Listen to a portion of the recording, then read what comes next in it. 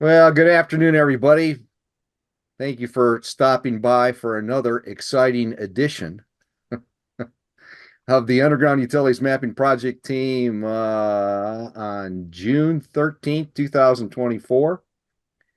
Our agenda as posted, Barb gets to give us her marching orders to start out with. I'll fill us in on some admin items. That one actually may run a little bit long because it turns out there have been a whole bunch of outside updates that we probably should bring everybody up to speed on. Then we'll run into approximately an hour there, project updates, run through project developments, a Fusion demo, FuzionView is what that should say, documentation, plan, outreach, and promotion, open discussions.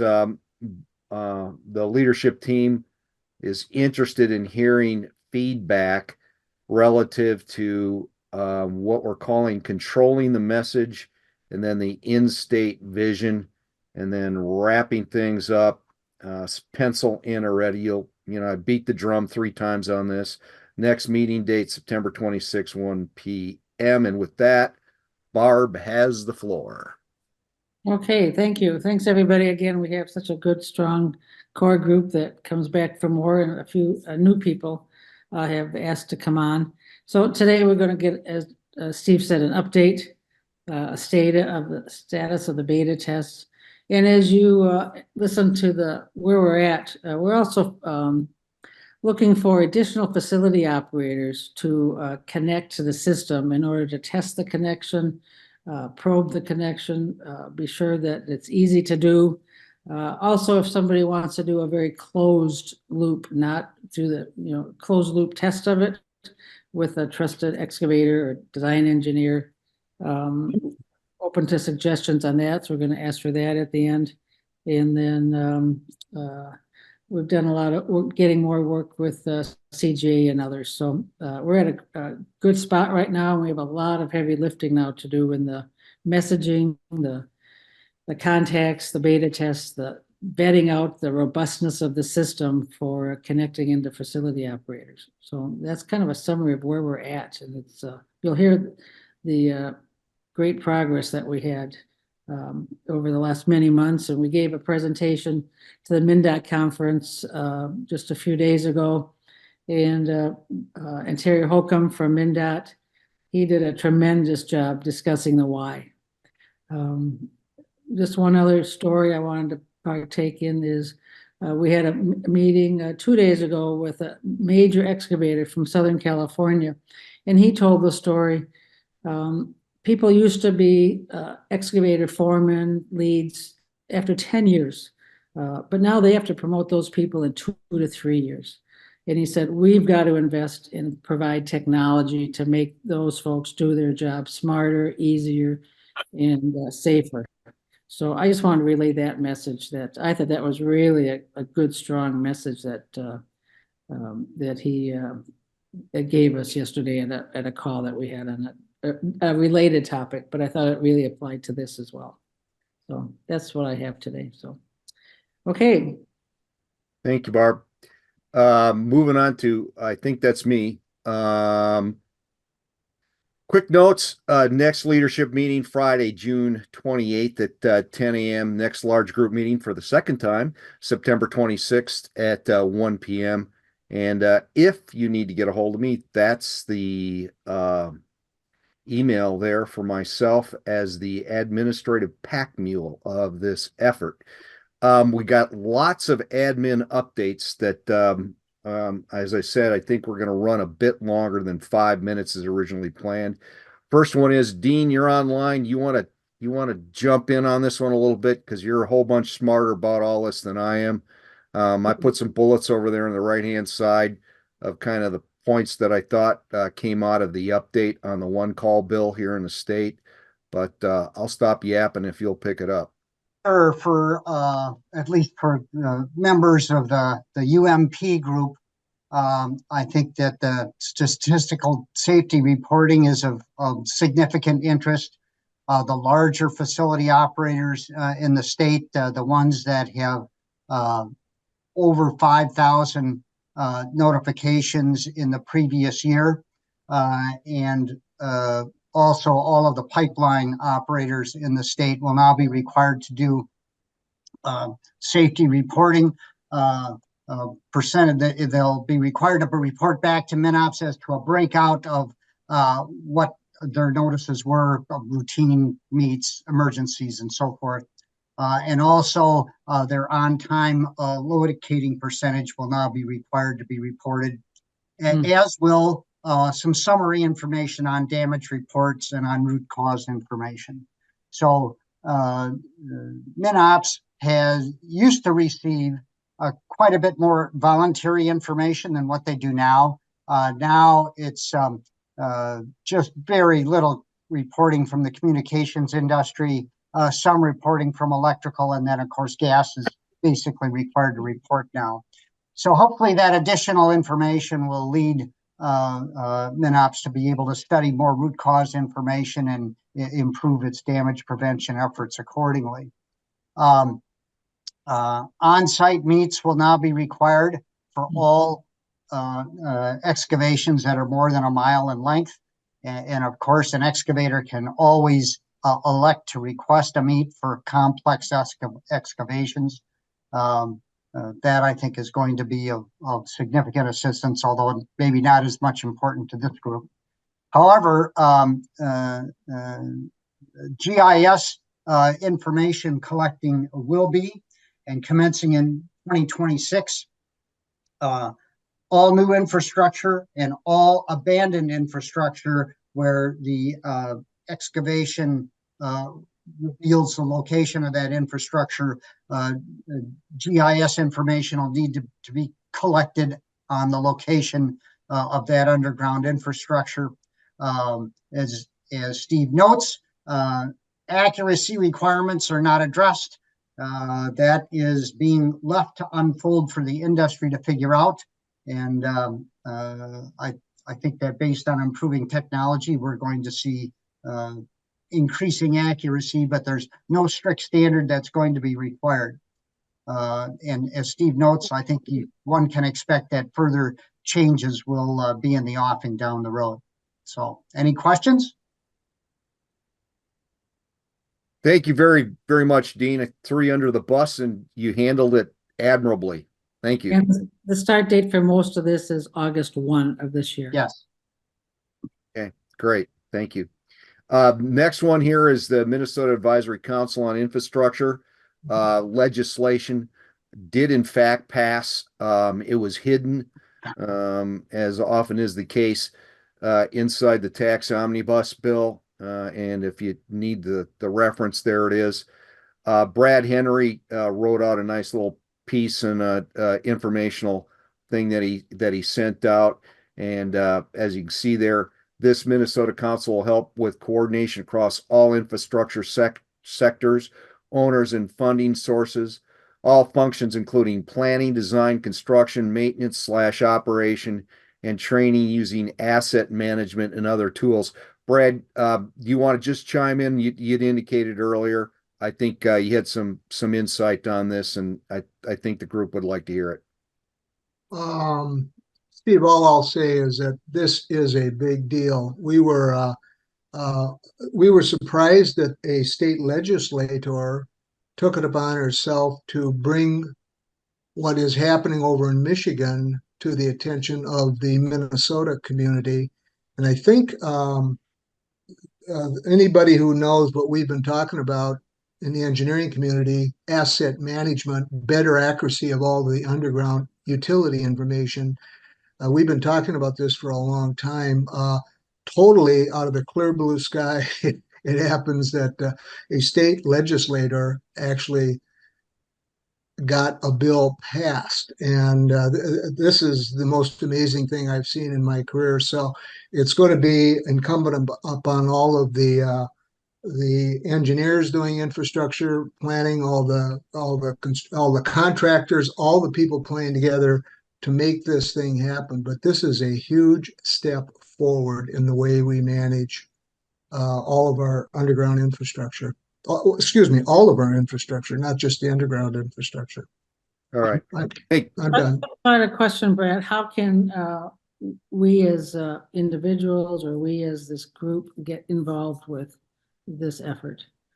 That is the question uppermost on the minds of almost everybody in the industry right now. So what we're going to be doing, Barb, is in our professional meetings is trying to answer those very questions to our own audience. So our next IAM meeting will be in September. We're going to invite the head of the Michigan, and you're on our email list. The head of the Michigan Infrastructure Council will be speaking, and then we will quiz him on some of the very questions that you had there. And then the next meeting will be at our fall APWA meeting in November. Barb, I think you've already submitted a presentation to that. And so this will be a big item for discussion on every engineering meeting in at least the next year or two. thank you, Thank you. Brad. Thank you. Yep. I have to go over to my corner and cry, however, because in examining the bill and seeing who they're looking at, allowing to play on the committee, I didn't see one single indication of interest in anybody from the geospatial world, which is, if you think about it, here's the reality that we've wandered into with this project. Geospatial infrastructure brings meaning to physical infrastructure because everything is somewhere. So anyway, I think Barb and I will have to, well, maybe dial Dean into it too. We'll have to do some scheming on the side. The governor's got a handful of appointments, and then it looks like it goes down to department heads to offer up who they think should be on there. So, Well, Steve, just let me throw out this.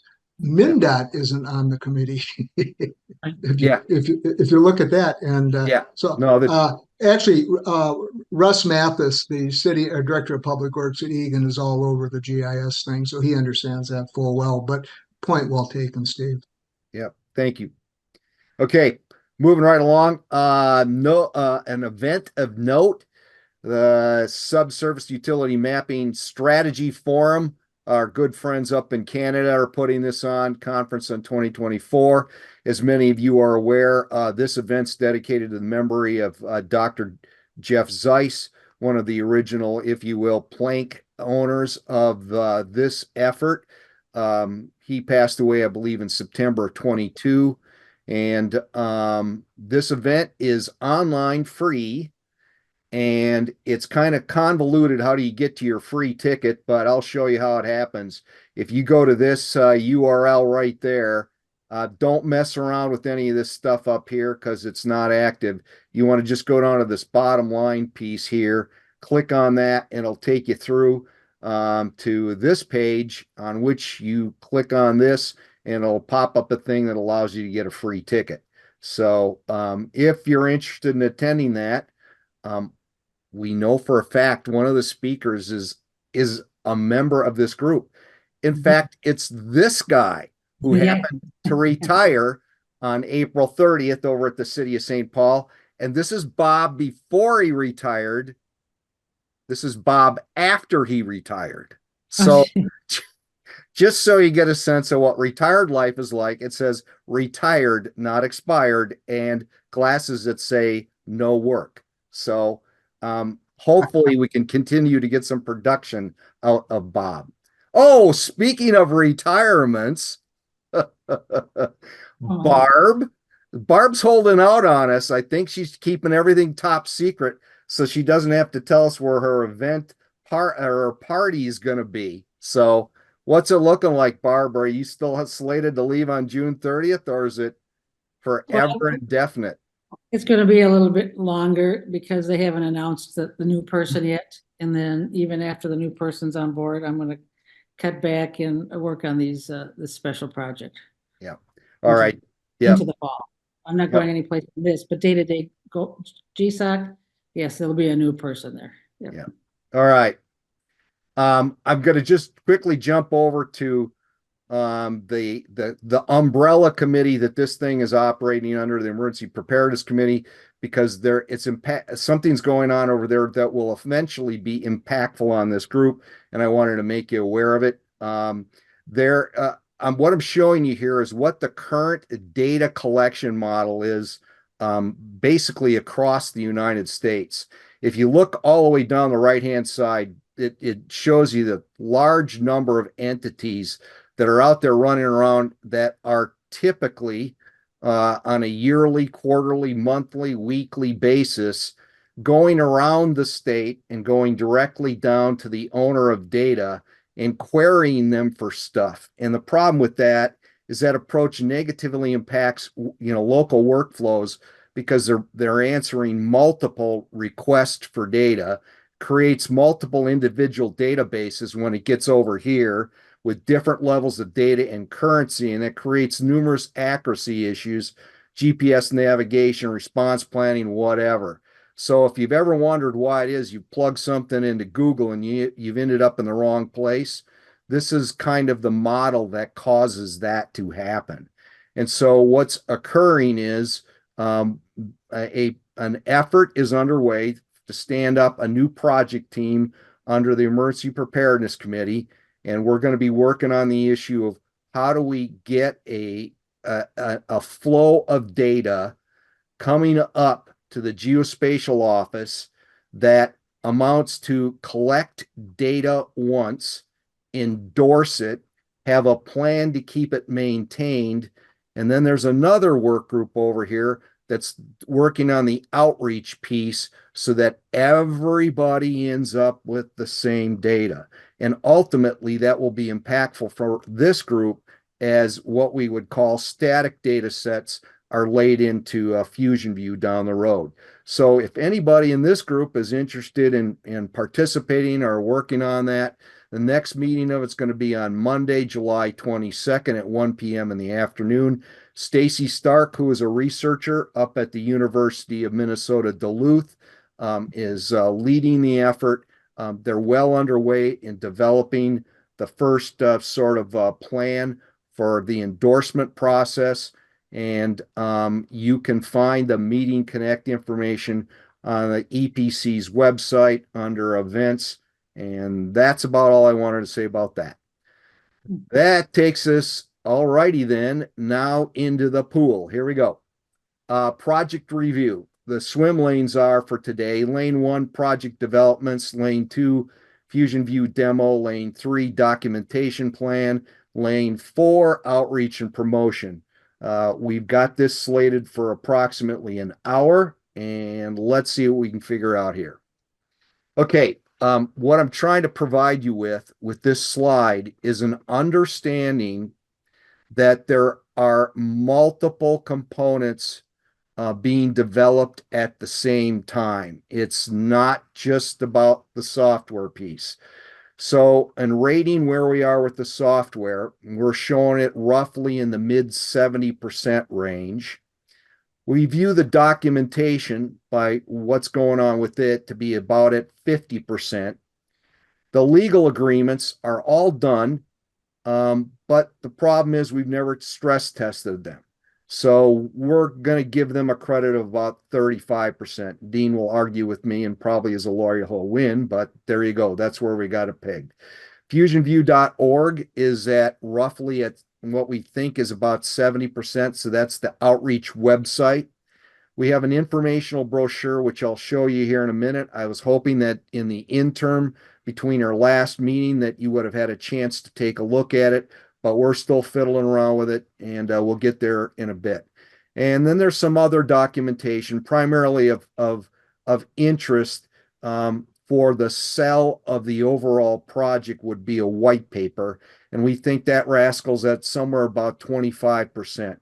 And Karen and I will be meeting, Karen Breyer and myself will be meeting tomorrow morning, and we'll take a look at figuring out what we can do better about channeling our documentation. I have a slide later in today's presentation. We can kind of take a look at that a bit too, but that's the overall view of where we're at.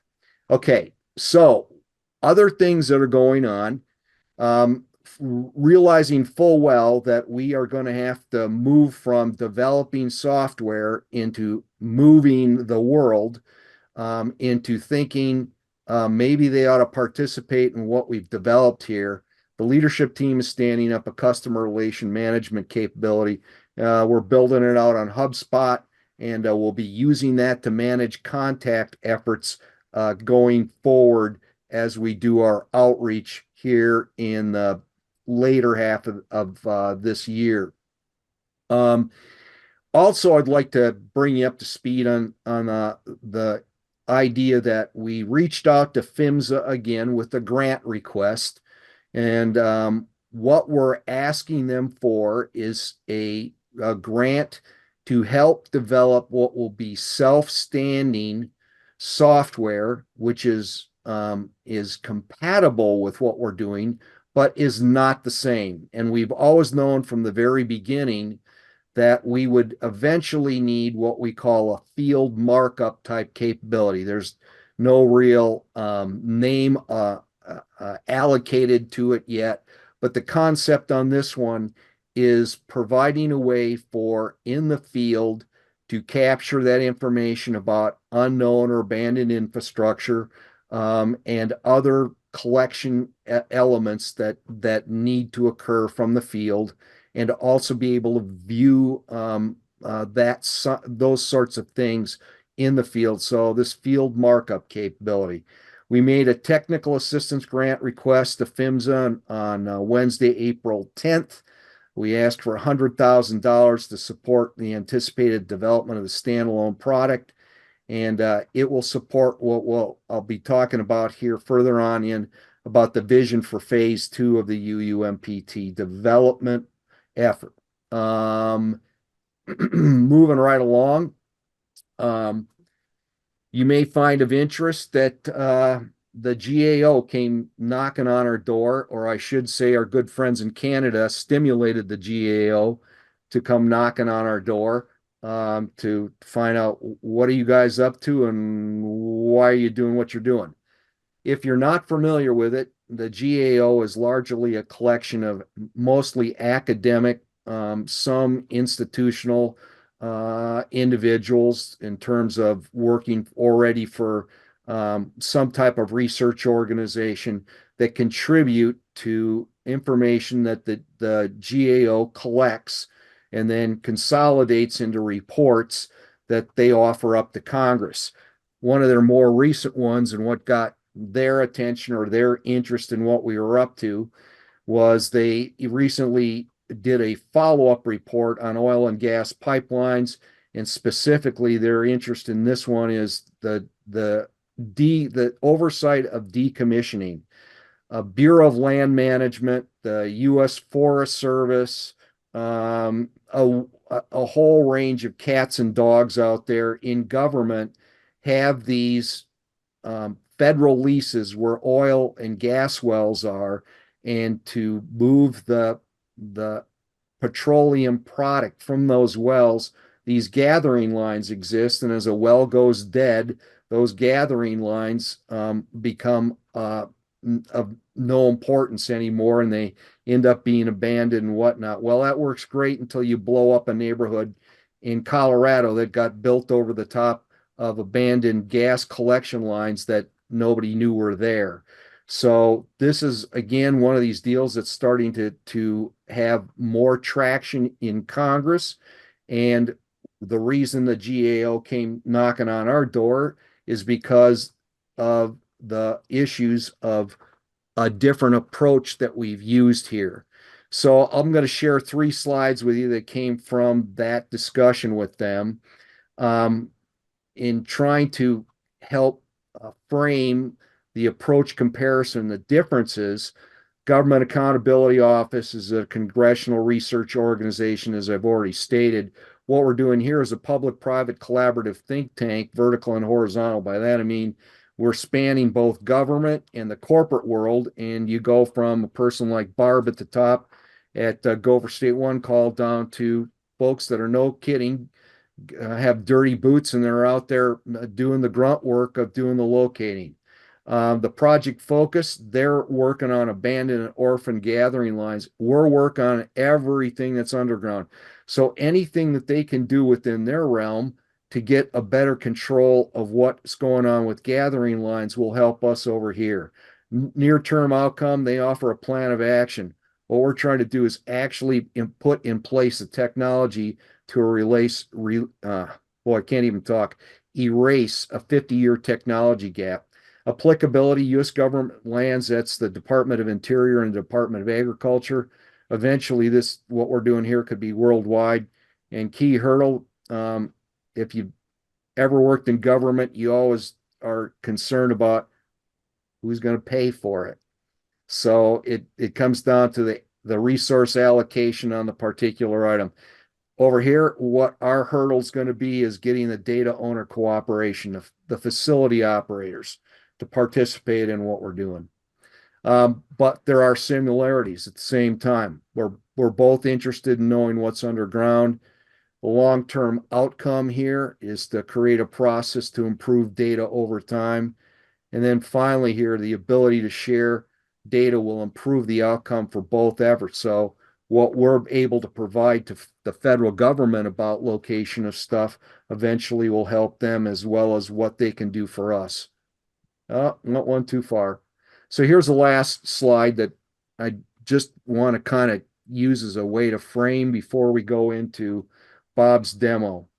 And I think the comparison is something we've made in many different ways in the past, but if you drop it into a table, then I think it starts becoming a little bit clearer. So database type, it's, the traditional model of dumping everything into one database. That's the newer model over in the UK and whatever. It's a static data storage in one big database. What we're talking about with our effort is a dynamic access to thousands of databases. Data currency, it's only as current as the last update submitted by each data provider. What we're talking about here with the FuzionView effort is real time from the data provider. Scope of the stored data, everything for each data provider. What we're talking about is by ticket, dig site only, plus a 100-foot buffer for each data provider. Life of the data, it's permanently hosted in the big data model, and temporary for the life of the ticket, 14 days on our side. System design, data provider must push data to the database. On our side, the data is pulled on the fly from the data provider. Data submission, manual script to transmit, or automatic through data endpoint. And then finally, data transformation, typically required with each transmission, or the data provider must provide their data in a set format. And then it's automatic after initial setup over on our side. So there's huge differences in the approaches. And again, the GAO is kind of working in this model, and that's where their interest came in, seeing what we were up to. Bob was in on that brief as well, and I think the feedback I would give you is that they thought we had a very interesting and I would say cutting edge approach to looking at this, as probably we all are aware that we have kind of gone in a different direction than everybody else. Bob, do you have anything you want to add? No, I think you summarized it fine. Okay, thank you. Steve, you're also on the call. Is there anything you want to add? No, this is, Okay. like it's quite a departure from what most people are doing, but there's a few of us out there that have a better idea, if you will. Something that's going to satisfy us anyway about data security and access and that sort of thing. Thank you. Okay, that takes us into the project review swim lane of FuzionView Demo. Okay, before we get there, I'm going to kind of try to do my work or I should say, try to frame up some stuff here so there's better context than the stuff that you'll see from Bob. The FuzionView features piece, the white box summarizes, I think, the key points that are worth considering. The approach has always been from the development standpoint of design things so they work mobile first design approach. So it can scale up And it doesn't need to think about scaling down because it was built from the very beginning with the thought of being able to scale up. Access through the dig ticket link, it augments the 811 process. It doesn't replace anything. It's going to be a link on the ticket and gives additional information to enhance the 811 process. It doesn't waive any laws. It doesn't change anything.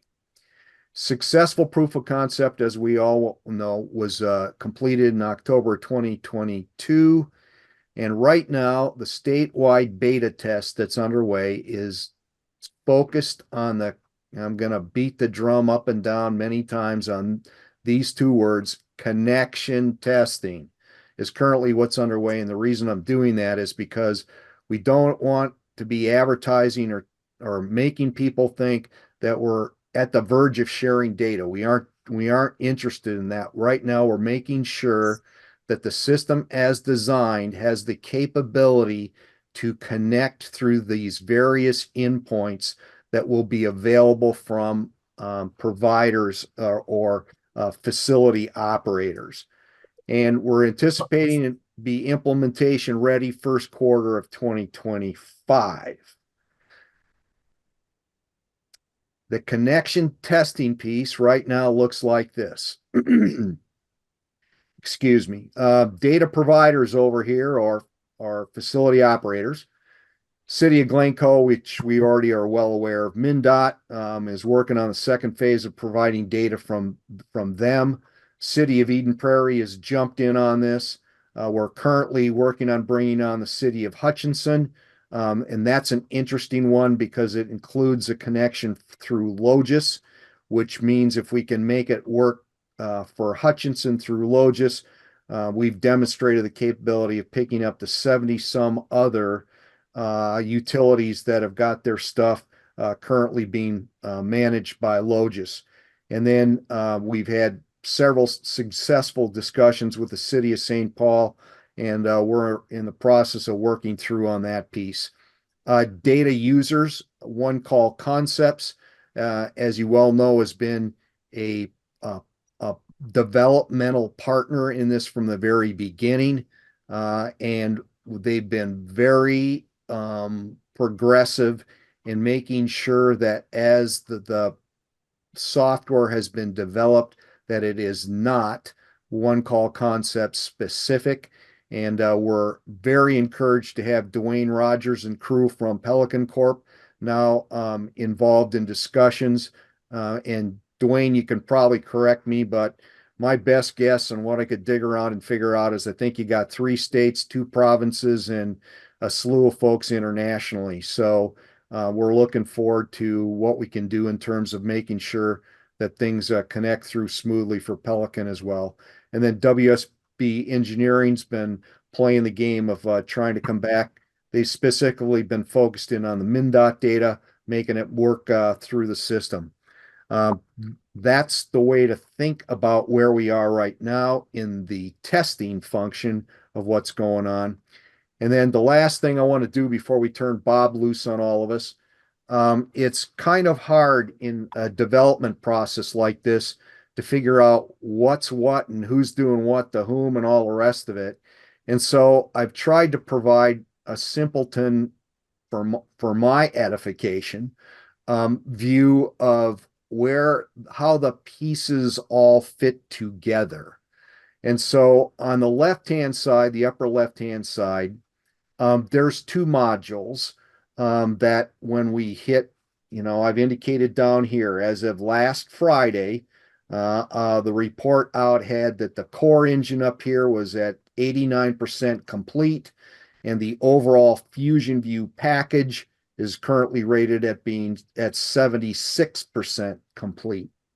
So the elements of the final, if you will, FuzionView software package are going to include a self-registration system that will allow FOs to onboard into the system. And then behind that is what we call automated transformation tools, which will convert the inbound data as it goes into the core engine. off here on the side, depending on the configuration of where something gets implemented.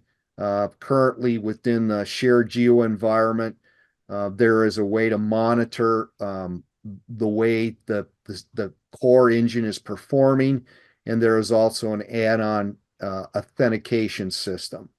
Well, what does the core engine do? It primarily comes down and runs this system operator dashboard. And so I've used OCC as being the example of an entity that would be put in charge of a statewide system, and this would be their dashboard, and it can control and monitor the entire system, can see, or I should say, check and see all active tickets, and it will present itself both in a map and a ticket list view. Below that is basically the exact same system, but it will be trimmed down to the point where it's specific to each facility operator.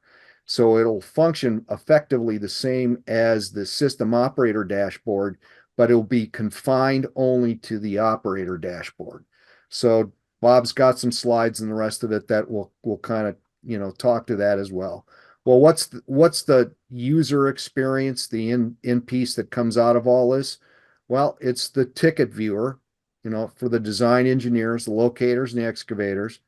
It's an access off the link on the ticket, all data in the dig site only, and only design engineers will be able to download data, and there will be a map and a ticket list view also available within that module. So there's three principal delivery pieces that make up how the system will work. There will be a system operator dashboard. There will be a separate for each entity facility operator dashboard. And then there will be this generic ticket viewer that'll be out there wandering around in the world. So with that, I think we're to the point where we can do our demo. But before we go there, I flapped my gums for a long enough period of time. Does anybody have anything else they want to add or ask about at this point? Going once, going twice. I got something here, Steve. Sure. So at our next IAM meeting, we're going to have the head of the Michigan system in to speak to our group. One of the things that they do in Michigan is they have a comprehensive look at all of the utilities on major projects before the design even starts. That little yellow box here might be interesting to our group, trying to implement the Minnesota version of MIC, if you follow what I'm saying. Yeah. Yep. It's the coordination of all of the utilities on a project. We don't do that now, Right. but it's before design even starts. Yeah. Good Okay, point. enough of that. And a worthwhile point of discussion with him when they're here. Okay, that takes us down to demo. Bob, I'm ready. away you go. Bob, I can't unsee that picture that Steve. I'm just having a little trouble here. But charge ahead. That was the tame one, actually. So jumping off right where Steve was talking there about the kind of the three groupings of workflow is kind of what I was calling them, but there's these three kind of main pieces that the application is trying to solve a workflow for. So we need to solve things for the design engineers, locators, and excavators to be able to get at the information. We need to handle how the data provider, whoever's sharing data with the FuzionView system, can manage their data and provide it to the system in an easy way. And then we've got to figure out, make sure that the system operator has access to everything that they need to be able to run the system, do debugging, troubleshooting, that kind of thing, over the long term. I've got a few slides set up here. I'm going to go through them really quickly. I think they're important because we put these together basically to make sure that we had a representation of everything that's going to be in the final product. There's 3 or 4 slides in here that are mock-ups, but for the most part, all of this stuff is created from screenshots. So when I get into the actual demo, you'll see a lot of this stuff actually in place. But I'm going to run through this because it's in a little bit more organized fashion. So in that first grouping, we're talking about the FuzionView ticket viewer. Everybody's seen the previous versions of this. We've tuned this up quite a bit with the ticket viewer side. So there's a lot more stuff that you can do. There's pieces and controls that have been added to the interface since the last time you've seen it. And honestly, it feels like I just did this for the large group here. Like it seems like last month. I can't believe how fast all of this stuff is coming together. But you can see that the interfaces have been much more enhanced as far as ordering the information that you're able to see, the kinds of things that you can do. This is the ticket metadata that you can look at. Here's the layer controls. You can see how many entities for each particular layer were brought into the interface. You can turn the layers on and off through this dialog box as well. You have the options of throwing on aerial photography. We're going to be adding in parcel data. There's a statewide parcel data set that we're going to be adding in as well. So you'll be able to have that as another background layer. And then again, we've been going down this whole route of making it mobile first. So everything that I'm showing you, everything will work on a mobile phone, including all of the administrative tasks. So everything that we've been building is targeted at a mobile user. So you can do anything from a phone is basically what it's amount of, that's the lowest common denominator in the development environment. Different options here for different, viewing different things on that, from that perspective on the mobile side. And then we've gotten quite a ways down into setting up our documentation. So Karen, who's on the call here, she's been handling assembling all of our documentation and pulling things together for that. So we're well on our way to getting the documentation moved forward as well. And then the next grouping here, we talked about the end users for the most part in the previous grouping. This is more on the data provider. This is how the entity that's going to share data with FuzionView will manage things. Right now, this is a mock-up of basically the existing JUMOS interface, which we are going to be replacing with something much simpler. But the idea there is that you'll have a map that you'll be able to pick from as a data provider and see all of the information related to any data that the FuzionView system has pulled from your servers. So if you're a data provider sharing data with the FuzionView system, you'll be able to access any of the tickets that have actually pulled information into the FuzionView system and that are active. There's going to be a menuing system. This is actually a version of it that's an earlier version. It's actually changed since we've just put this together, and this is only like 3 weeks old, to tell you the truth. But the point of it is that there'll be a hamburger menu type thing here where you're, as a data provider, you can get into different pieces of information within the system that is all keyed to that particular data provider. This is basically representing a ticket list, if you will, of the active tickets in the interface that are related to that particular data provider. You can get into each one of the tickets via that list. So in other words, you can just click on one of the tickets in there, and you'll also have the option of doing it right from the map view as well. So more than likely, most of the data providers will probably start up their interface with the map view in place to begin with. This is getting into the actual interfaces that we've got put in place for managing. First, this is showing the different data sets that a data provider is sharing with FuzionView. So you can add a new data set. You can go in and examine any of the data sets that are already being shared. So the list that is in here is the list of layers from that particular data provider that are being shared currently with the FuzionView system. And then down at the bottom there, you can actually add a new data set. This form here is actually representing all of the pieces that you need to share a data set with the FuzionView system. And it really is this simple. There's a slight addition. I need to put a little disclaimer on here. We're going to have to put a little bit of an extra effort into this particular form where the authentication is required to hook up. So the authentication validation piece is going to be another addition to this. But the basic elements that are required to share a data set, a service, an online service with the FuzionView system is this form. This is it. This is all we need to have as far as pieces of information to share with.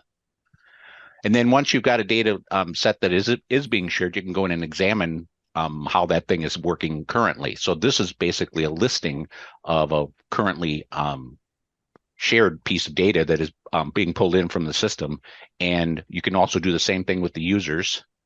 You can add new users into the system so that they can have access to the data that the data provider has. So if they've got a contractor that needs to be able to see their data sets inside the FuzionView system, they can authorize them to do it. They can add new users that have access to their data sets. In the process of authorizing these folks, all you have to do is literally just add an email address, and that's how you would submit their credentials for because they'll get an email, and the whole process will be automated as far as getting them into the system and signed up for access. And then the last grouping that we got here is the system operator side. This would be like the OCC or Pelican, anybody that's going to run the whole FuzionView system, from the top level. And the one item that they will have in addition to everything that I just showed in the previous grouping is they'll have access to everybody's, when I say everybody's, all the data providers that are sharing data with the FuzionView system. They'll have access to each one of them from the perspective of managing the whole system. So if they need to do any kind of troubleshooting, we're actually putting a operational council in place. So there's some things where the system operator will be able to do troubleshooting on anything that's not working, or if they've got some kind of problems with making a data connection work. Same kind of deal they'll have all the same kind of information available to them, but they'll be able to see everybody's information from the top to the bottom in the system. So that's the only difference that the system operator has over a particular data provider's dashboard. Same kind of mapping system. They'll be able to jump into it the same way as the data provider. They just have a little bit more capability where they can see everybody's interfaces. Same information there. And then I'm going to shift over and share a different window. Sorry, I got a different way of managing my presentations now, so I have to switch windows. So this is actually the interface. So we didn't have quite everything in the mock-ups there, or the slides that I've got there. There's like 3 or 4 slides that don't exist. But what you're looking at here is actually the real interface. This is what the system operator would see as a list of different data providers. There's going to be a hamburger menu up here. We haven't fleshed all of this out yet, but the idea is, just as the slide showed, there's going to be a little bit of a menu here that's keyed to the system operator. There'll be another version of this when we get down into it. I'll show you, but the same kind of architecture here that you see will work for each one of the data providers as well. So if we go ahead and pick one of the data providers, so this is the MnDOT data provider, and these 2 data sets are actually statewide, and they're available to the FuzionView system. We can go in and actually add new users. We can add a new data set. We can examine existing data sets. This is actually all the information that is in place to pull the information in from, it looks like a WFS service from the MnDOT servers, and that's an online server. And then this statement here in the middle basically does all of the transformation. That's the attribute mapping from the service itself into the FuzionView system. And to a certain extent, this process right here can be standardized because we've got everything pretty well figured out as far as what the schema is required on the FuzionView side. Alternatively, a data provider can actually set up their data sets in a FuzionView ready form. So they can set up a service, an individual service that is just as intended for FuzionView. So we've got that defined as well, and we'll probably have a sample data set that we'll be able to email to them, or they'll be able to download from someplace that'll describe the schema that is required by the FuzionView system, and they can make their data FuzionView ready. So you can go in there and edit. I didn't show it there, but there's actually an edit button on that data set. I'm not going to get into that for fear of actually messing it up, but you can also delete the data set as well. And then, like I said earlier, you can jump in. Here's the new data set. There's all the information that is required to create a new data set. And we have the same kind of type of controls for new users, so we can add a new user. Again, there's the rest that we would need to users are logged into the system. And then there'd be another little piece in there based on which data sets or information the data provider would want the users to be able to see. So we don't have that piece fully fleshed out yet, but that's another chunk of the process that we're still laying out. Additionally, we've been, as the project has been kind of rolling along, we've come up with a couple of domain lists in the schema. What you're looking at here is these columns here are all that are required for data mapping into the FuzionView system. The two real key ones here for domain value lists are the F column, and it basically relates to the APWA groupings of data. So we've added one column or one element called reference, which is basically intended as reference items that data provider might want to include in their data sets related to where underground infrastructure might surface. So it could be like a lantern, it could be a hydrant, it could be a manhole cover, that kind of thing. That would all go into the reference grouping. And then in this L column, we've come up with these textual values for accuracy. And there's a whole bunch of different big conversations about why this ended up the way that it did. But the simpler answer on why we went with this sub-centimeter, sub-foot, sub-meter, greater than meter, georeferenced, digitized, / digitized, and hand-drawn as our accuracy values was that there were gaps in the way that, for instance, if you just said GPS, that could be a GPS that's, survey related, or it could be GPS from a phone, which, in the scheme of things, that's like there's a 30-foot gap there, or potentially a 30-foot gap between those two values. So by kind of spelling out these values here for the accuracy, that kind of gives us a nice graduated accuracy value. And in the scheme of things, this is actually an optional field, but these values can be applied at the particular feature level. So if you know it at the feature level, you've actually gone out there and done the work to capture the information in a real high level of accuracy, you can actually, at the feature level, assign these values.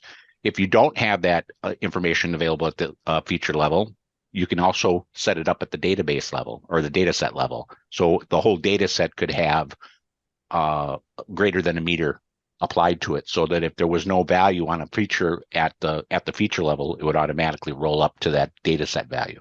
So, and they'll mix and match. So you could have a data set value and higher accuracy on particular features. So that's why that's set up that way. Just getting into a particular ticket values. So these are different tickets that I've opened up here. You have all of the information available. You can see that the pop-ups and everything have been much more refined than the last time you've seen it. We actually are able to handle switching between entities if they're stacked on top of each other. So there's different ways of jumping around on the information that's where they might be in a congested form. And then you can grab all of that information that way. Now here's the metadata for the data flow, the download option they exist or where they're permitted. There's a link back to the GSOC ticket. We're not trying to change any of the existing ticketing system. We're just augmenting it with this extra information. And there's also controls. This tells me how many features were pulled in from each one of the data categories or the feature types. And we can actually turn different layers on and off right from in this space. And you know which one's information based on the fact that there's a tally of the feature numbers on the end there. And then lastly, you can swap out the different kinds of base maps that are available. So you can jump into an aerial photography. We'll also have the parcel stuff added in there. And then lastly, what I want to go is that we actually have data sets at state level. There's only a couple of them, but I'm looking at Duluth here, and this is a ticket that's up in the Duluth area, and the information that you're seeing here is coming from the MnDOT Intelligent Transportation System, their ITS data. So this information is coming from the state of Minnesota directly from their server. I believe that is all I've got, unless anybody has any questions.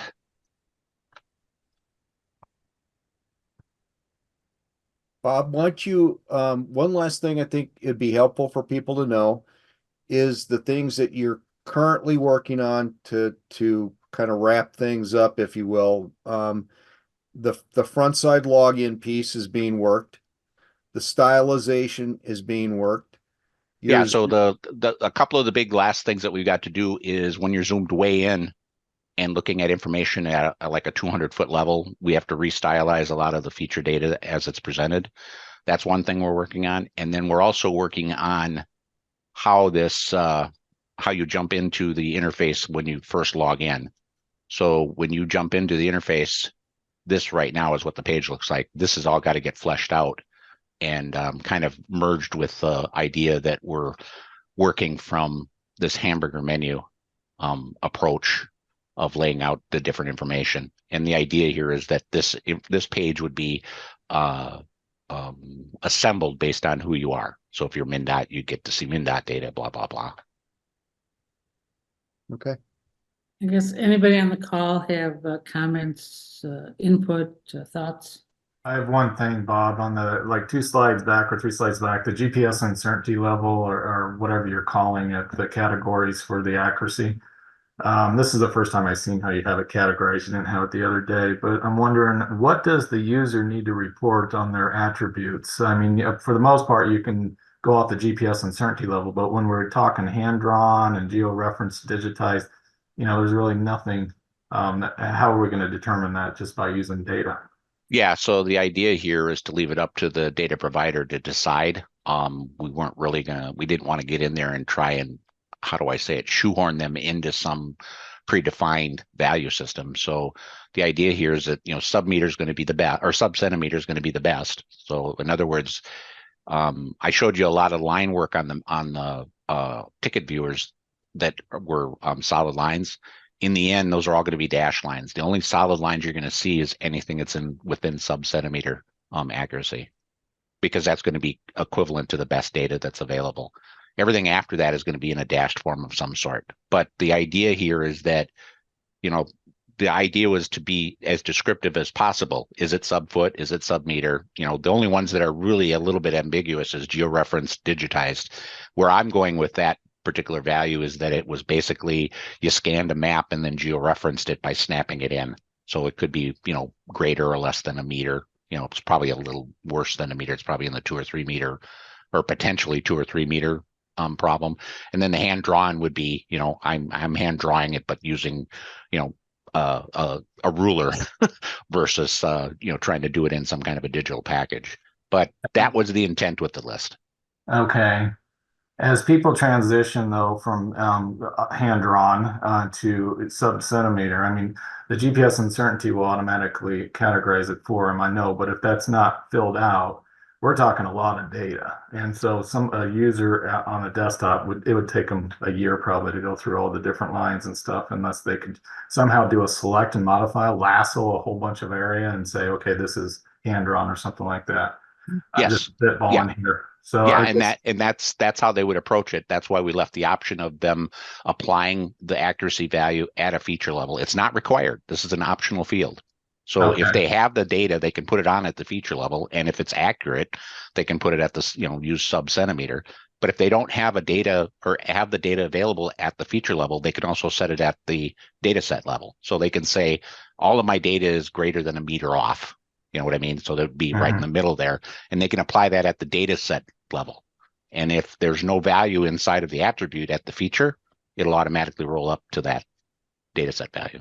Okay, my other thought was reserving the dash line for locate GPS lines that are located, or inactive locate lines. So we'll have to think about if there was some way to put a buffer or something to represent the accuracy level instead of just designating a different type of line. Right. Well, we'll figure that all out. I mean, Yeah. Nobody's really tried messing around with how to visualize we haven't got accuracy this tightly. So yeah.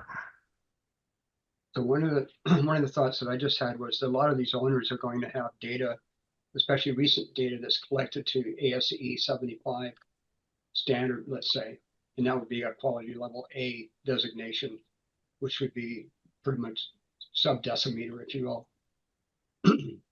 So they could have a lot of the data that comes in already qualified, if you will, in terms of accuracy. Yeah, and on the back end, the values that we're using here are purely for how we present the options to the people that are sharing data. But on the back end inside of FuzionView, we can actually use those values and map the data to that. So if we find that we need to have more descriptive variation here, we can do that and come up with one that matches up to the those standards that you're talking about in a direct form. In other words, if they say this value, that means this 75 standard, and that's how it will be stored in the database. Yeah, put it in the newer context. I mean, they bring everything in as quality level D and newer.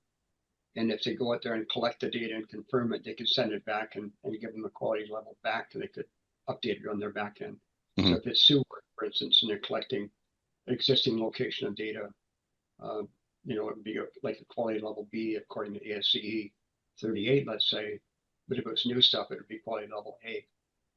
So unfortunately, not everybody understands those nuances of data accuracy, and that's another reason why we went with this kind of human readable version.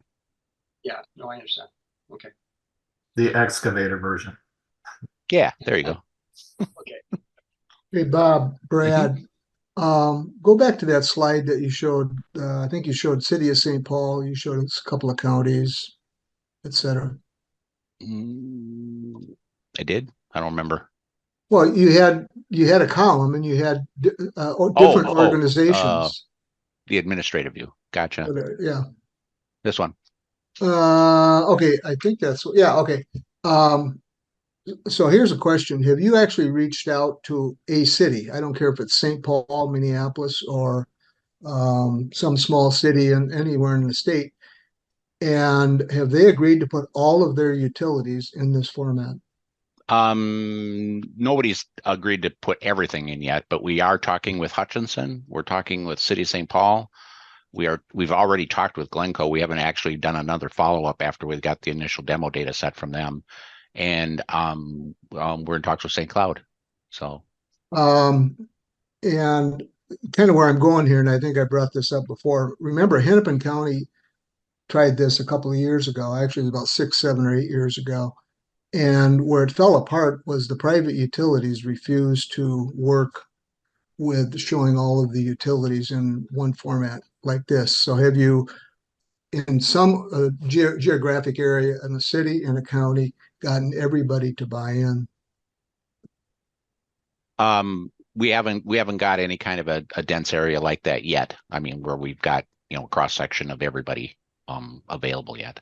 Okay, because even with your MnDOT thing there, you're only showing one type of utility. They've got a lot of other types of utilities besides. Yes, and we've got they've got a hydraulics data set that is getting ready to come online. They've got the problem with MnDOT is that the data sets are administered by a whole bunch of different groups. There's not one entity at the state that manages all their data, so we have to get permission from them. You're working with Tricia over there, though, aren't you? Yes, but even she doesn't have control of everything. She's only got like her subset of data that she has control over, but then there's other data sets that she's working with us to get as well. So we're slowly bringing them on. Yep, just a question. So Yep. Thank you. Mm-hmm. Okay, Bob, thank you very much. One more pass through. Anybody else with a question for Bob? Going once, going twice, gone. Okay.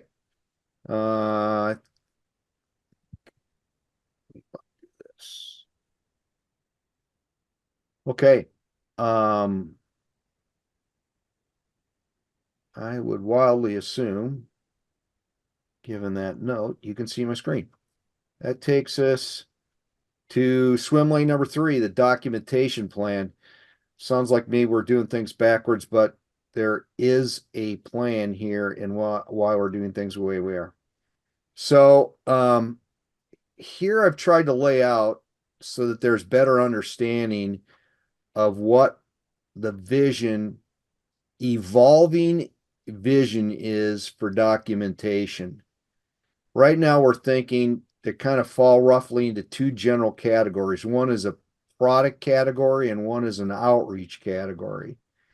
So facility operators, we're thinking this thing called Getting Ready for FuzionView needs to exist. It being a, if you will, set of instructions about things you can do to get your system ready to be able to play ball, and then technical steps to connect, or a self-registration walkthrough. As we indicated in that previous slide set, back when, before we got going here with Bob's demo, that there's going to be, because of the large number of these small utilities, over 2,000 in the state of Minnesota, we're going to need to have some sort of mechanism in place that will allow for an individual, or I should say an entity, to connect into the system without it being a one-on-one hand holding every time. So that's what the facility operator product set would look like.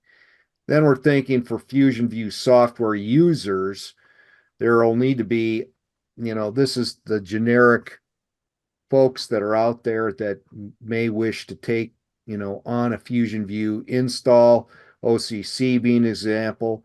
There needs to be, with any open source software or any software really, there needs to be some sort of a technical implementation guide, how you install it, what the code looks like, how to fix things, change things, whatever.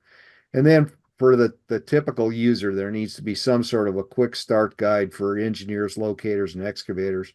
And that will largely be a twin to what will be available in the system for online help kind of services. Over in the outreach documentation lane, we're thinking there'll need to be some need of a download product documents as they become available off of the website. And then developmental testing and the Pioneer partner login. We're going to have something there that that makes that connection to the stuff that Bob's talking about with, the initial landing page to get in. And this will mutate over time, because as FuzionView gets moved into full implementation, for instance, at OCC for Minnesota, this sort of login capability will eventually get transferred to them as they onboard basically the software in total. Brochures, a general info brochure needs to exist, and a decision maker overview document needs to exist. And oddly enough, right before we got going today, I saw an email come through where somebody's looking for exactly these two items. So I'll show you here in a bit where we're at with that, and as we go into the next section. And then white papers, there's been some discussion and confusion about this one. Basically what we're looking for with that is some sort of product that we can put out there for the wider community to read through beforehand, the in-depth socialization and writing, if you will, about how the system was developed and why it was developed, and what are the features of it, that kind of thing. And if you think of the website kind of being packaged up and being put in a written document, that's the way to think of that one. Well, like Bob and I shout back and forth at one another, sort of like the Miller, or is it the Budweiser Light commercial where they're yelling about taste better or less filling. Bob thinks it needs to be a scientific research paper. So maybe Bob is going to end up writing that on his own, but we'll find out. So that's more or less the thinking on the documentation. And before I move on from that, I'd just kind of like to ask you if anybody out there sees a need for any sort of a different product in that range, or if we're missing the mark on how we're thinking about some of these things. Going once. Going twice. All right. The crickets have approved it, Barb. We're good to go. Okay, All right. Takes us down to swim lane number 4, outreach and promotion. Well, past events, kind of an update here. Since we last met, the team's been busy out there socialization of this project. You can see the list there. Don't need to read it to you.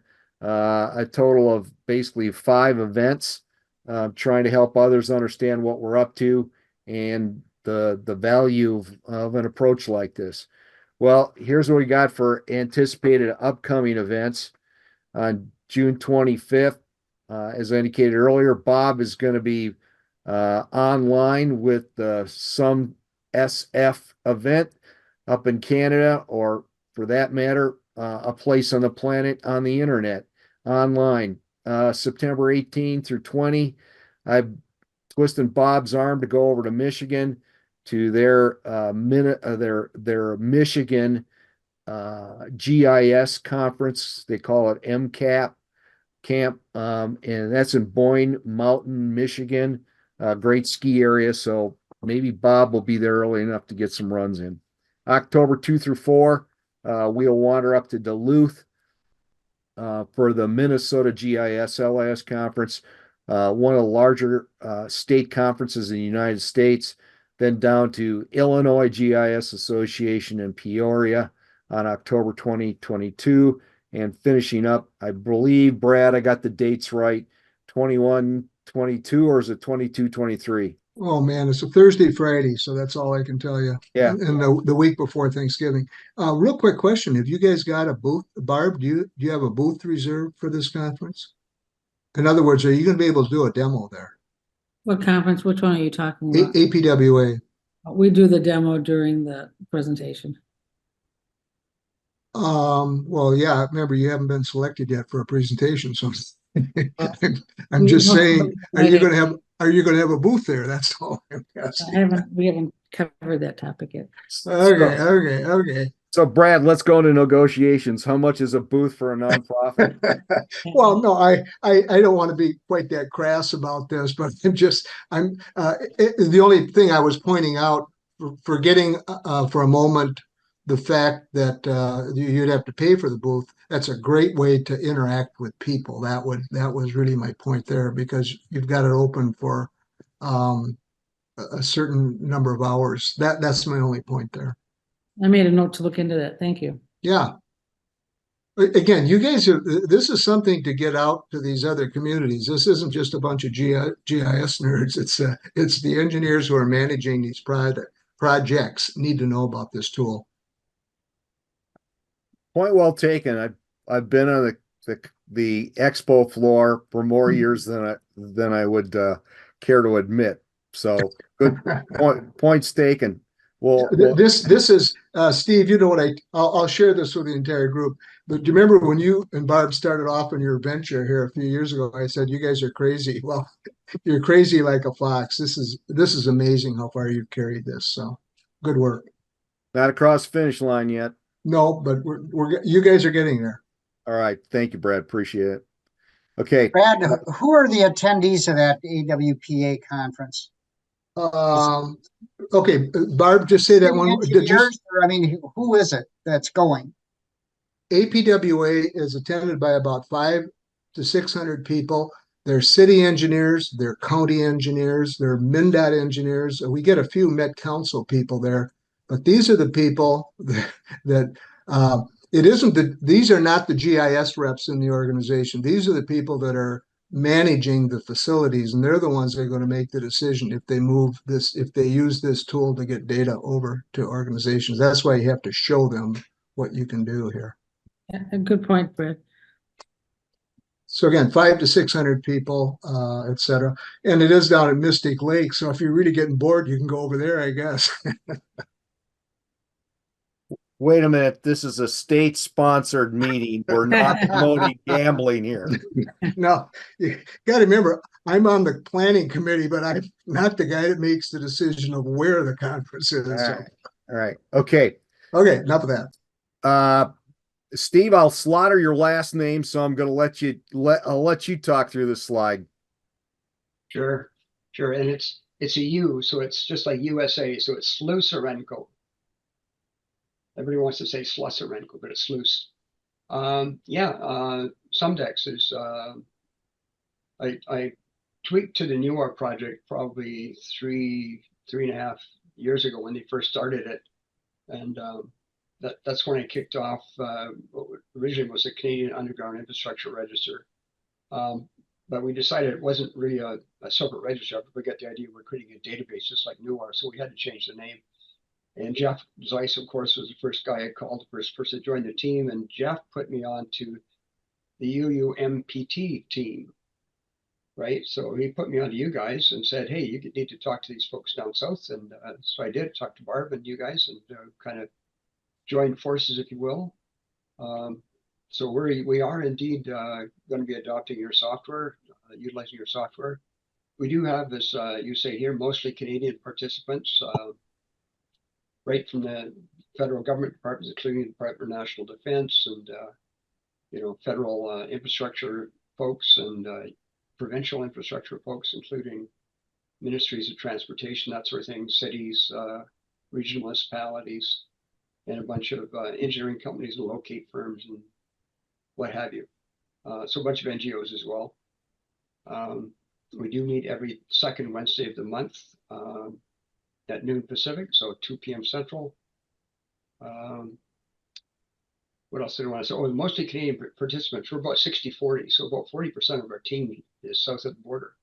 So we do have a very large U.S. presence as well. So we do have a lot of folks down there that I keep in the loop and keep trying to promote, FuzionView with them and kind of make them aware of the overall approach to doing this, or just to make sure there's nobody with their hackles raised because we're creating a separate database, as you mentioned before, that nobody really wants to do that.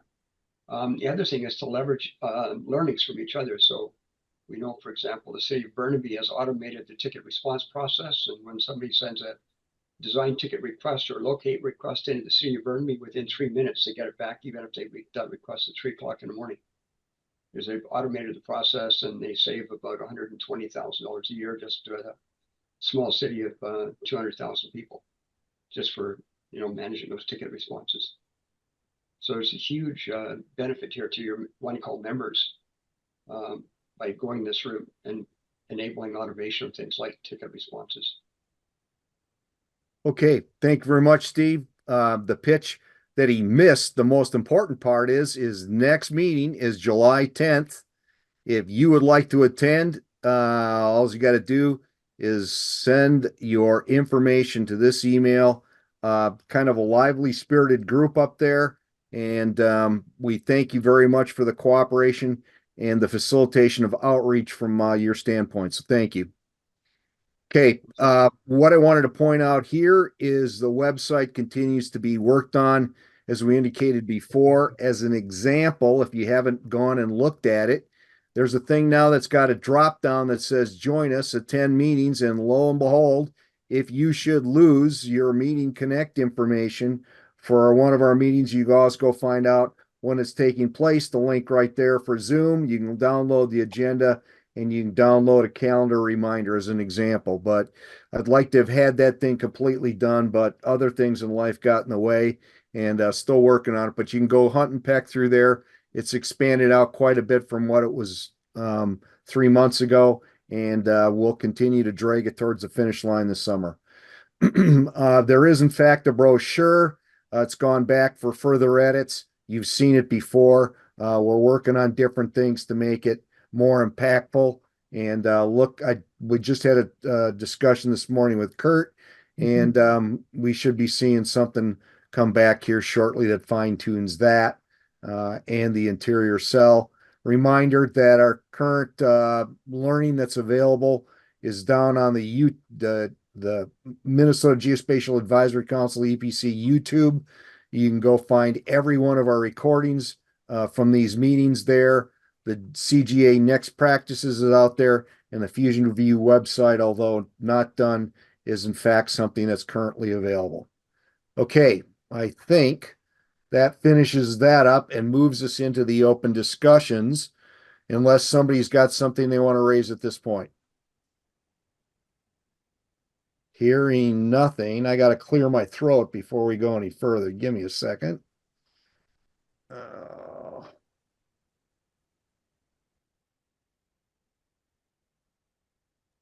Okay, much better. Here we go. Controlling the message. So there's going to be a quiz at the end of this, so you got to pay attention. Okay, controlling the message. Most recently, the leadership team had a discussion about the importance as we move forward from this point of making sure that the approach that we take to any one of these potential facility operators that will contribute to FuzionView, that we don't get ahead of our skis and poison the well, so to speak. So we talked through this issue of the recruiting of organizations coming in, and they kind of fell into two different baskets. We're thinking we have organizations who volunteer. Somebody approaches us and says, "Hey, I can make things happen at my company. What do you think?" And so that was what you'd call an informal outreach on their part.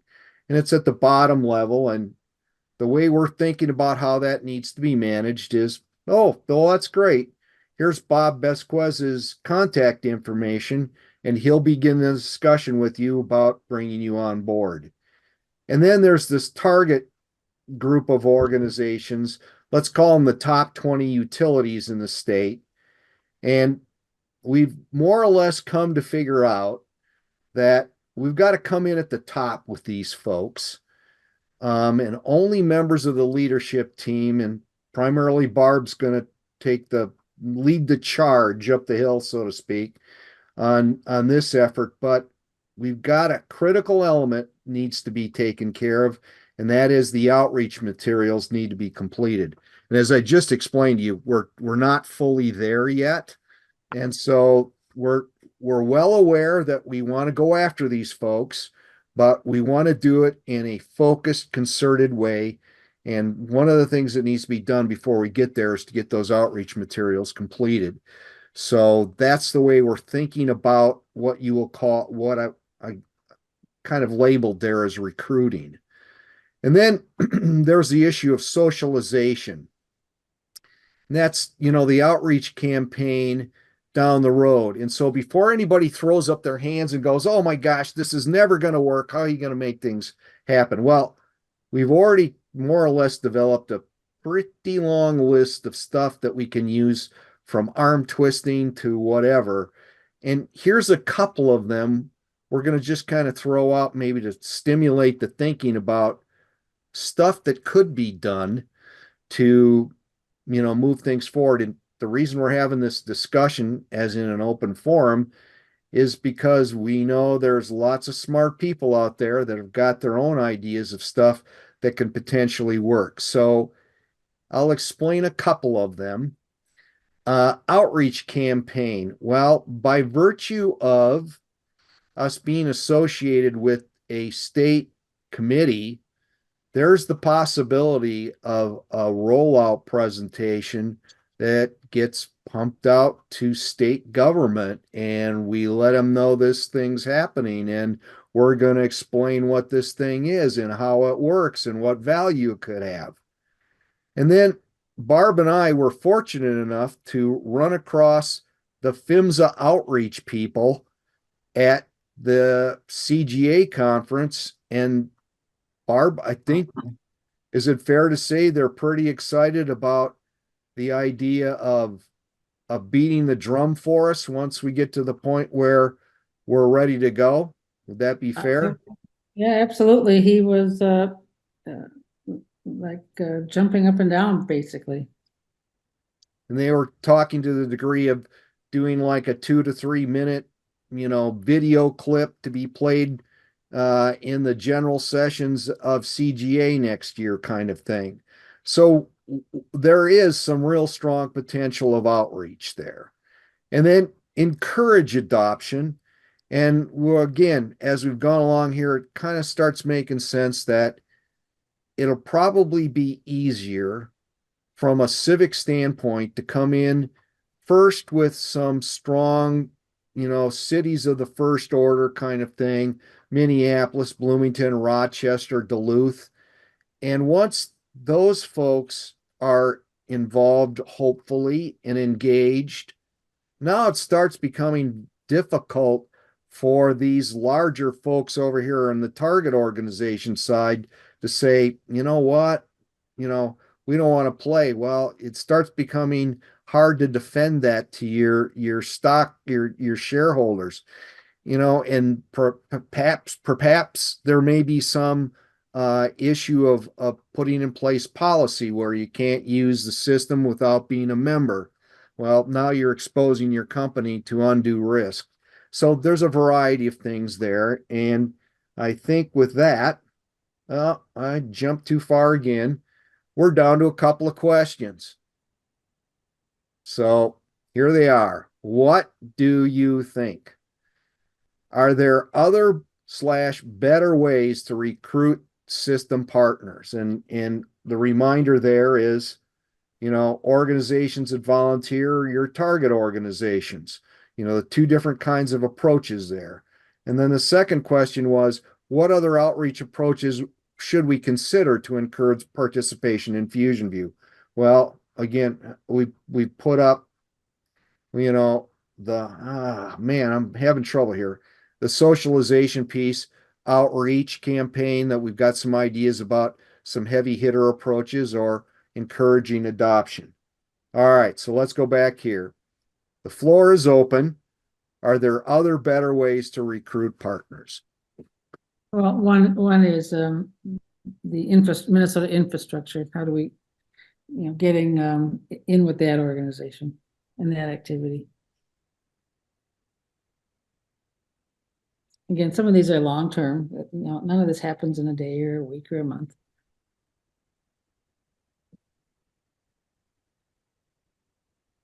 Any other thoughts out there? Come I have on. a thought. I have a thought. It seems like there's quite a bit of information available. What about creating a LinkedIn product page that would allow those that are engaging this conversation to be able to socialize it on that platform, but also to be able to build and track a following? Good point, Bob. Thank you. We like it.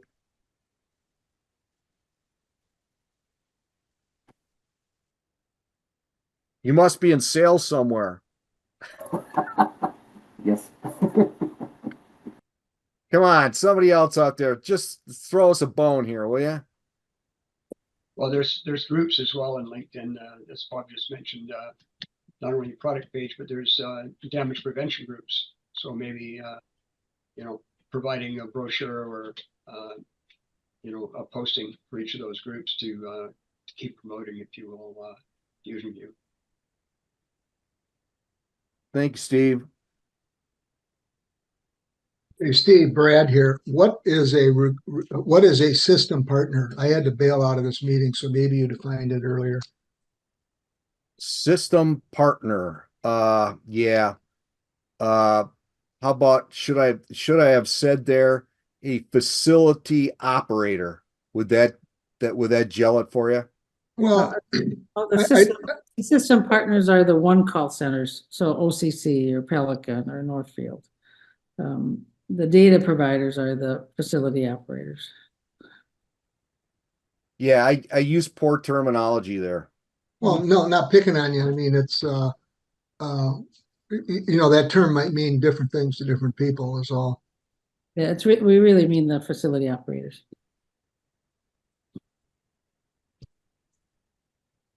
All right, Barb, going once, going twice, gone on that question. Let's jump down to the last one. What other outreach approaches should we consider to encourage participation in FuzionView? I guess we actually we're speaking to that one with the two answers we got so far. I don't know, Barb. Well, the other thing that I'm working with the CGA, so we're developing a business case. CGA is helping us do that for access of underground utility data tied to a ticket. So we're in after the meeting in April. Now they've got some time to get this going. The ROI type approach. Yep. Okay. All right. We will move on to the next set of questions. That's the in-state vision. Here we go. We started out this whole project very cognizant of the fact that the rocket ship is going to blow up or explode, whatever you want to call it, meaning that we're empowered to fail. If Elon Musk, with all his money and the rest, after 65 years of rocket technology, are still having stuff blow up, then we certainly have the opportunity in trying something for the first time to be able to have things go wrong. So that was kind of the genesis coming out of the gate. And the second overriding thought that we were looking at was we aren't going to go from nothing, flip the switch, and all of a sudden have everything working. No, it's about growing a tree. So we planted the acorn, so to speak. We got the twig coming out of the ground, and we're trying to make it grow into a full tree over time. Well, that opens up the thinking on how we go about approaching each of what kind of lays out as 4 phases.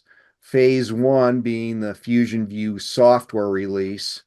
And I've showed this slide last time we got together, but just to reinforce the thinking here is that finish the development by year end, partner dependent. So we are dependent on folks helping us test the software and the rest of it to make sure it's working the way it should be. Release is open source with documentation by the end of the first quarter. PHMSA will hold the IP rights to the release product in public domain. ShareGeo will serve as the open source host going forward. And anybody that lives in the open source world knows that no one really owns open source software, but there tends to always be a place where the hat gets hung. And then maintenance and upgrades will be available from ShareGeo and others. Since it's open source, you don't have to come back to ShareGeo to get stuff done. You can go anywhere you want. And then the other kind of elements of finishing this up phase of where we are is GSOC will carry forward outreach efforts, and that's going to be critical for this effort to work. FuzionView will be fully integrated into OCC's processes, and OCC will transition to being the primary onboarding organization for OCC states. As appropriate, FuzionView Development Advisory Committee will be created. And last but not least, current UUMPT organization will potentially continue to address other related issues. So that wraps up kind of the thinking on what the end state would be for phase 1. Well, what are we thinking with phase 2? Well, in phase 1, you build a system which can see everything underground using a dynamic data set. You build a system which enables and encourages improvement over time. Phase 2 is the field markup that we're talking about. You build a system which will allow the reporting location of infrastructure from the field to include abandoned orphan infrastructure. And that amounts to creating a static data set, something that's going to be, a data contributor potentially to where we end up with FuzionView. And then develop an incentive program for reporting abandoned orphan infrastructure. Well, maybe that new bill from the state's got something to say about how that ends up. So that's thinking on kind of like what would phase 2 look like behind this? And then phase 3, then we can start thinking about where Barb wanted to be in the first place, is enabling the augmented reality and related technologies, putting those in place so that those things are available. And then finally, it's about, the underground digital twin. It's no longer just about, a handful of stuff here that we're working on. It's to know where everything is, and not just as like a company like Bentley will do in talking about their campus. All right, so that's me flapping my gums, and it takes us down to what do you? Hey, Steve, slow Yeah. down a second. Go back to your picture there, your digital twin. Yeah. Is this a Bentley picture or where is this picture? I stole it from bimcommunity.com. But you don't know where it is. Have no idea. Okay. So it looks like an Um, airport. Looks like an airport to me. Well, I mean, is a totally separate issue. We're talking with SFO to come in and do a digital twin presentation. They have the entire airport out of San Francisco, but I think there's another very nearby airport that's talking about doing the same thing. So here's my point: is a lot of remember, my history is trying to get people to understand GIS and use it, and we tend to use a lot of verbiage that most people don't understand. One of the things about a picture like this is that you don't have to understand much about.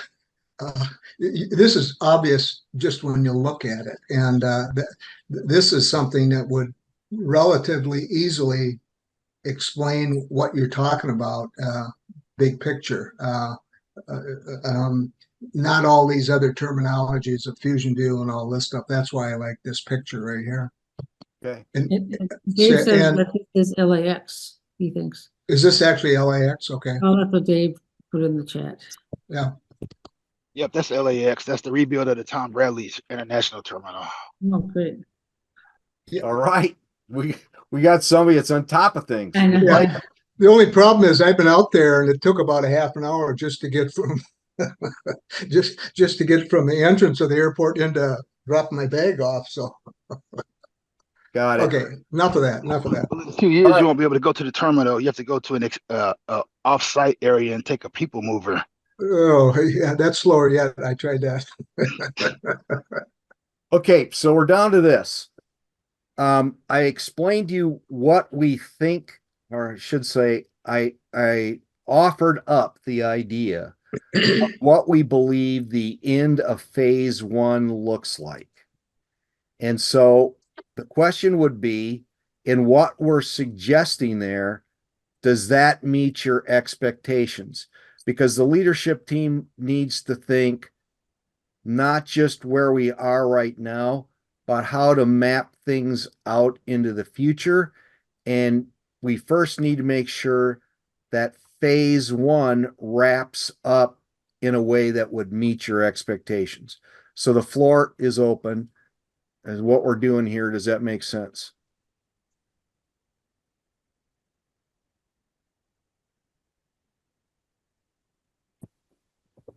I think today's presentation was pretty fantastic. This thing's came a long way, and congratulations to everyone involved to get it to this point. And yeah, I'm as far as expectations go for a phase one, yeah, this is fantastic. I do have one comment that's way late and from a different topic, but it's just thinking about terminology in the solution. And because I work for Pelican Corp and we sell global underground solutions, terminology bleed over. I experience that pretty frequently from other markets into the US, and it's a sticking point. And my focusing on like line integrity qualifications by pointing out level of accuracy, be it sub-meter, sub-centimeter, or whatever the case may be. Getting the facility owners to contribute that information is going to involve the GIS department in most cases. And when I have to involve GIS departments in my sales approach, gravitating towards their specific language gets them to adopt sooner than later, because then you're not dealing with the obstruction of them understanding what you're trying to say. They know what you're saying. So just a thing to consider would be to question if the terminology gravitates towards that center focus, as it's the GIS world that's really going to help get this off the ground. I got one little comment I can throw back at that. Oh, Bob, you have no idea how big a can of worms you just opened up. Well, I didn't open it up. No. I'm talking to Bob. Oh, Bishop. the other Bob. Okay. Yeah. We tried really hard to come up with a generic set of values, really focused on what you just described, Bob. But One thing that kind of came out of some of our recent discussions was the thought, and we have not fleshed this out in any way, shape, or form, but one thing that came out of some of our development discussions was potential of using a language pack for handling these kinds of situations. So the idea would be that everything would be kind of labeled the way that it needed to be to address it to a certain, business focus. Yeah, what I hear Bob saying too is, as we work with these cities, Hutchinson, let's ask them, interview them about this labeling. What would make sense to them? As we work with excavators, ask them. And we'd probably get some input that could help fine tune this labeling. And Bob Bishop, I think we'd be very interested in seeing samples of what you're seeing. Oh, sure. Yeah, That'd be great. I mean, just for instance, to when you think about the line qualifications, to speak to them from a survey grade level as opposed to an accuracy level, just in that basic terminology, it resonates quicker with people that I've spoken with, as far as A level, B level, C level, and I think that you could associate line integrity with those terms. But I mean, just my observation and yeah, just my opinion. Yeah, you have to recognize your target Yeah. audience and make Yeah, terminology thank you. vernacular is. We've gone back and forth multiple times on facility operator versus data provider. It would be one example of terminology, to the degree where we developed a spreadsheet for each item in so far under contract in FuzionView and a standardized name for it so that we don't confuse them anymore. So we need to build on that using your idea, Bob. Thank you. No, that's yeah. I mean, we got to keep the feedback coming on these points as we do these next many months with these new facility operators. So I'm going to return us to the question: is if Bob said he thinks we're doing well on getting to the phase 1 in state. If that were delivered, that would meet, the expectations. I'm going to call on you, Kevin, because you always give us some insight that we hadn't anticipated. So, Kevin, what do you think?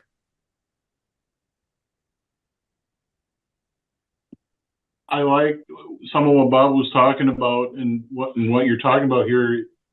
You talk like maybe doing some focus groups to help refine the terminology you use for the different aspects of the plan, and passing along the vision and passing along the information in ways that the various groups can understand.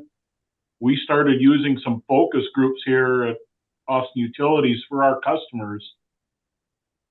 Just simply putting yourself in their shoes. What do they hear? When you say something, what do they hear? What do they understand?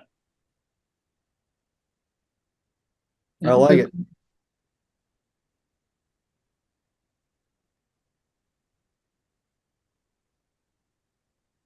Thank you. And as an engineer, I know I've worked my whole life at trying to make sure I don't use acronyms that whoever I'm talking to, that they don't understand. And if I'm going to use them, I better explain them up front in layman's terms that they can understand, and then use the acronym.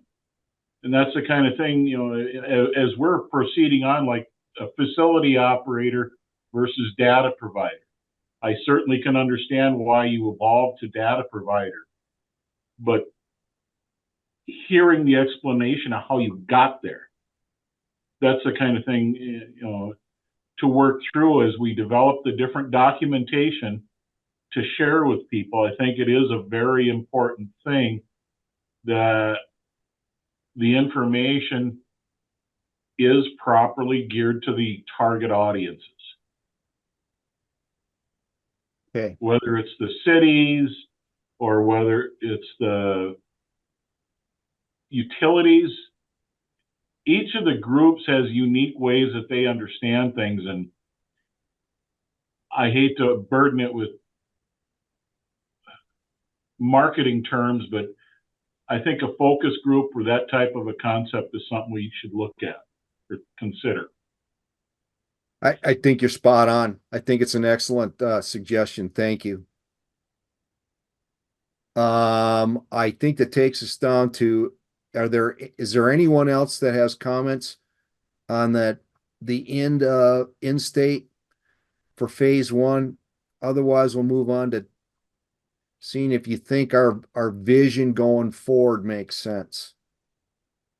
Well, Steve, there are softwares out there to do the locates with data collection, if you will.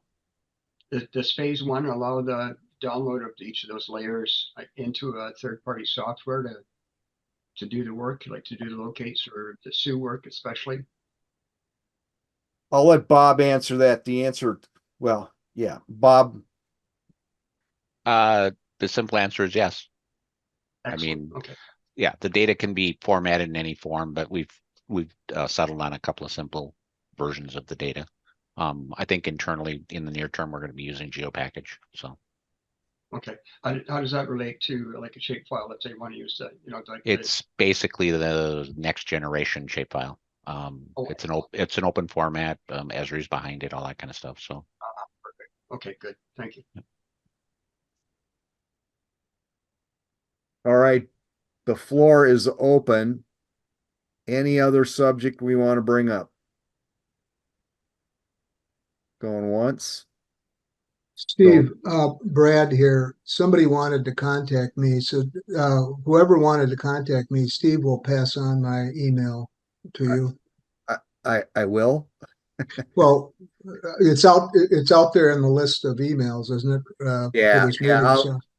Well, I got to know who I need to send it to. Well, I just happened to see a note pop up real quickly on the screen and popped off. Steve, I'm going to do something here. I don't know if this has got any value, but remember, Hennepin County tried this a few years ago, and the only reason they didn't proceed was the private utilities agreed not to work with them. If you're going to try to sell this concept, you hit on it on an earlier slide here. You've got to get probably an outstate organization, whether it's Moorhead or Duluth or whatever it is, but you got to get a metro organization to buy into this. And Hennepin County spent about 2 or 3 years trying to sell this, essentially this idea. They didn't have the tool to display the data like you've worked your way through. So all I'm saying is that I'm going to reach out to the people over at Hennepin and at least see if they are interested in hearing this message right here and to see if a pilot project can be set up with them. Because they're already collecting, cities around Hennepin County are already sending in their underground data to Hennepin. They just don't put it into a tool like this. That'd be great, Brad. Much appreciated. Yeah, it's this is such a great idea, guys. I mean, we can't let it die. We gotta be able to demonstrate this to somebody. Okay. Yeah. They'd really be able to articulate why they got pushback from the utilities as well, and we could help address that. Yeah. Well, the private utilities, again, I managed design in Minneapolis for 31 years. I understand after 9/11, people reached a goofy decision. We're not going to share data. That was the exact wrong reaction to get out of 9/11. And we need to share underground utility data. And Barb, you've got the other reason why it's costing us $1 billion a year because we're hitting underground utility data. And even that comment that I started the meeting with is we have a shortage of people. They get promoted. They're positions of responsibility that they don't have all the years of experience for. We need to give them whatever technology at whatever time in the process. So there may be 5 technologies that have to come to bear to make those folks effective and the excavation safe. So this is one of many that need to get developed. Yep. Brad and Barb, I agree with both of you about, the technology side of things and what happened out of the 9/11. I think it was there before that too, with sharing the data. One of the things that I would like to have someone look at, or what it is with this too, is we all know that there's the ability to have shortcuts and do shortcuts and maybe put yourself at risk, not just as a utility company, but as a excavator themselves, right? To be able to take a look at this and going, if I gave this data to and I'm going to use this term loosely, a cowboy excavator. Yeah. Can he use this data in some way, shape, or form to put himself or the utilities at risk by following unsafe digging practices? That would be my challenge, right? Yeah. Well, I think the short answer, Justin, is that you're not going to give it to a cowboy excavator. Well, Exactly. And that was the whole point of designing this system with the flexibility that it has. So, for example, Excel, when Gold Shovel was a newer effort, there was a big movement inside Excel Energy to require that their contracted excavators be involved in some manner in Gold Shovel. I don't know where that went, but that is now part of DPI of the CGA. And part of their vision is to provide extra training to make sure that the excavators are higher quality, if you will, and that they excavate more safely.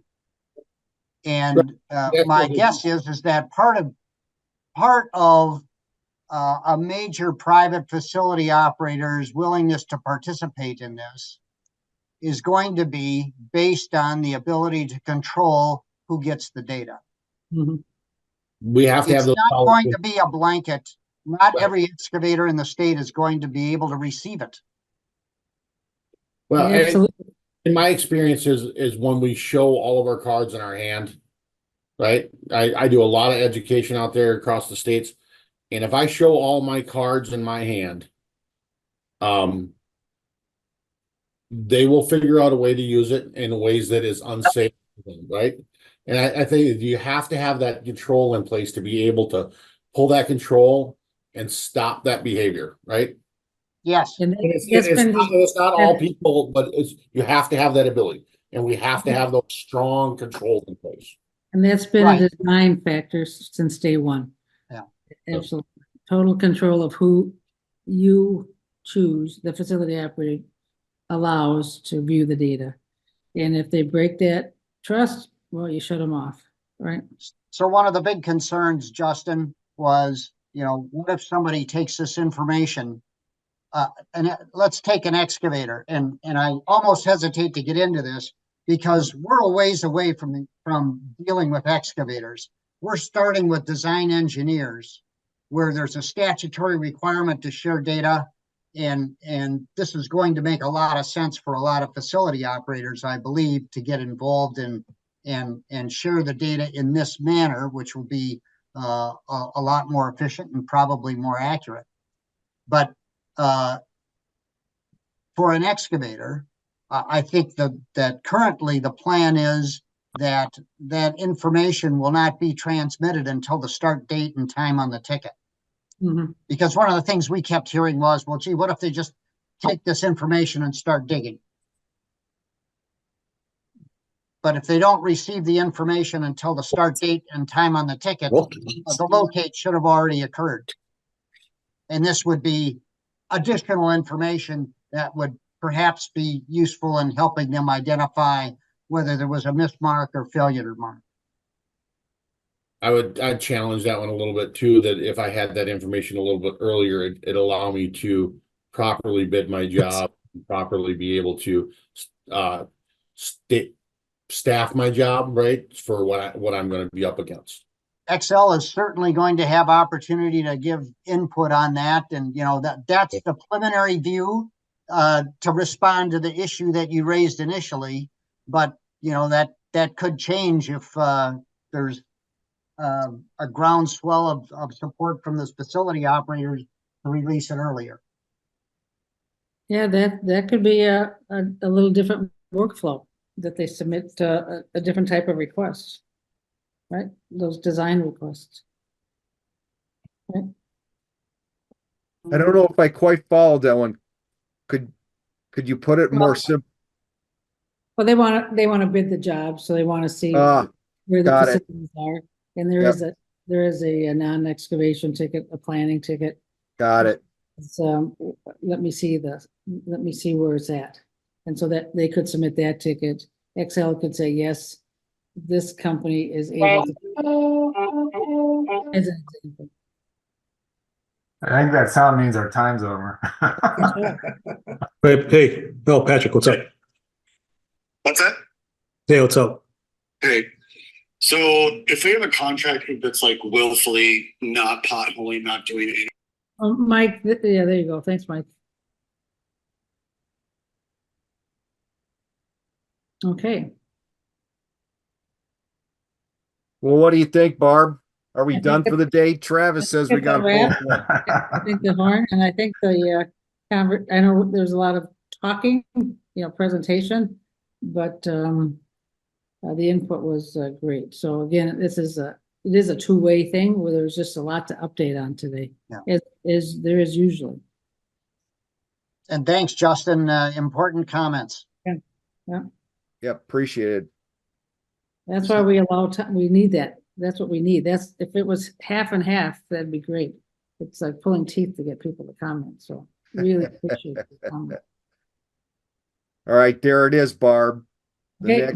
next meeting, Thursday, September 26th, 1 p.m.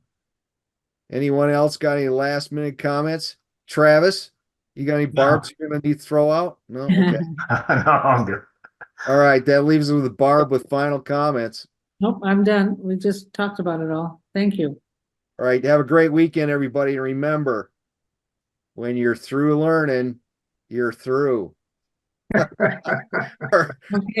Vernon Law. Yeah, he was a pitcher for the Pittsburgh Pirates, and he ran before Yogo Berra. So there you go. All right. Have a great weekend, everybody. Take care. Bye. Thanks, everybody. Thanks, everybody. Thank you. Bye-bye.